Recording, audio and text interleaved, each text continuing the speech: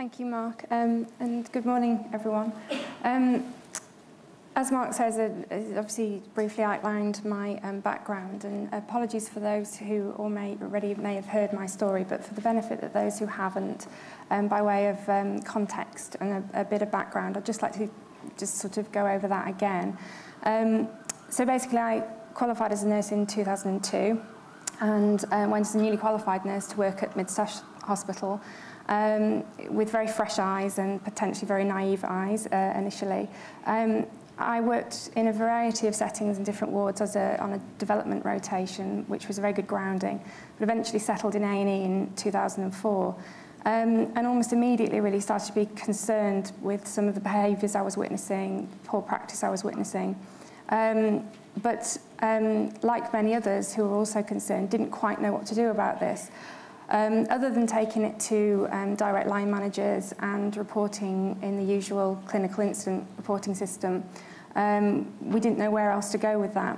Those methods really had come to nothing, and nothing was ever addressed or dealt with.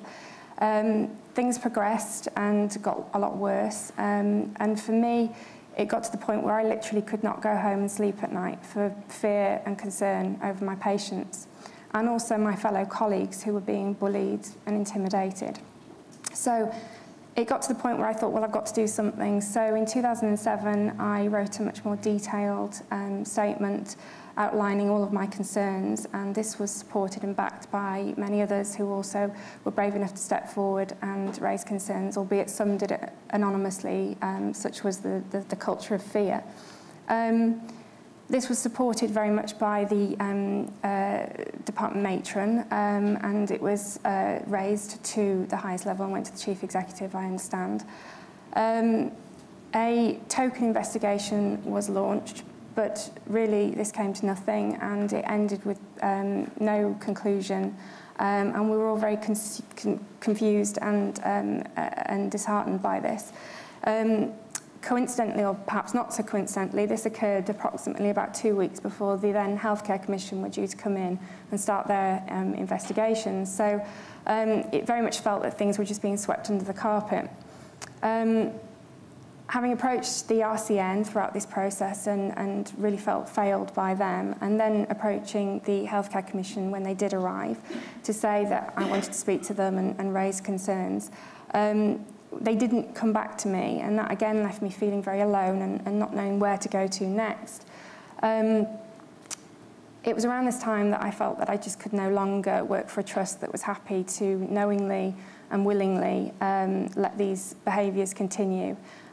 So I felt that I had to progress my career elsewhere, and in 2008 I left to become a nurse practitioner in a walk-in centre.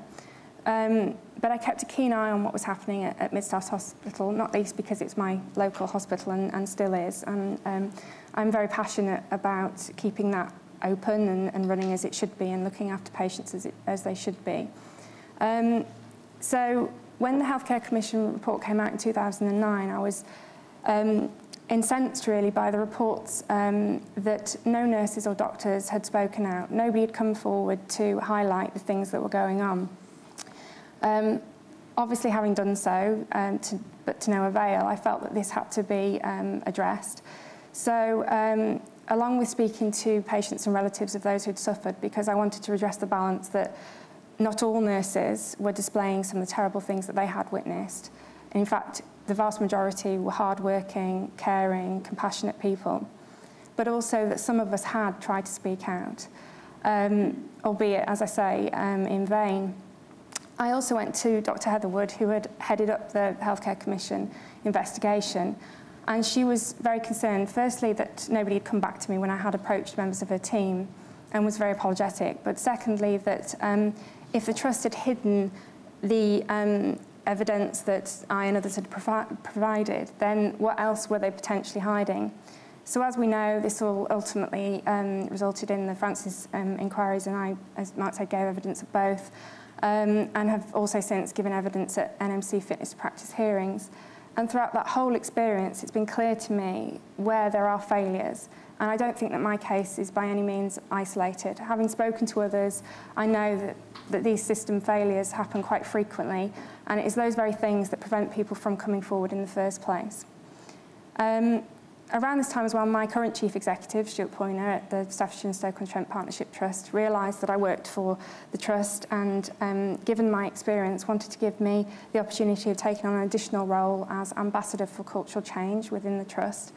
And essentially that is really about helping to raise awareness about the importance of raising concerns, but also helping encourage staff and support staff if they feel they need to. And being an ally for those frontline staff, but all staff, to take it to the highest level. And I am able to do that. I have complete autonomy to go anywhere and speak to anybody at any time. And I report everything back to the Chief Executive and board level. Obviously, I have to gain permission from the people who raise concerns unless there is a serious patient safety risk.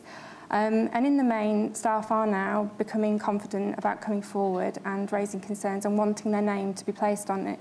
But some are still fearful. So we still have a long way to go with this. But I'm really encouraged today with the updated NMC Raising Concerns guidance, because, as I say, there are two reasons why people mainly don't come forward and speak out. The first is because they simply just don't know how, and the second is because of fear of repercussions, both personally and professionally. So it's certain that the first of those is being addressed with the creation of this much clearer guidance. It's much more detailed. It's not radically different, but it does set it out in much more clearer format. There's flow charts that are much more easy to follow, and it's very obvious about where you need to go to next if you go down a certain route and you hit a dead end. We all would like to think that we can raise concerns at a local level with our line managers and keep things within the trust, but we also know that that doesn't always happen, or it's not always appropriate. So all staff, all nurses and midwives need to know where to go to next. For me, one of the major boxes has already been ticked, though, and that is that nurses and midwives are aware of their duty to speak out. I believe that most nurses and midwives do already know that, but knowing it and doing it are two very different things. So obviously, with the creation of this more detailed guidance, I hope that now all nurses and midwives will be much more aware of how to go about doing it, and that will give them confidence.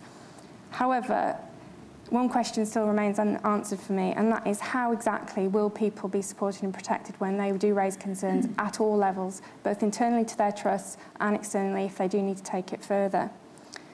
I'm not laying this solely at the NMC's door to address by any means.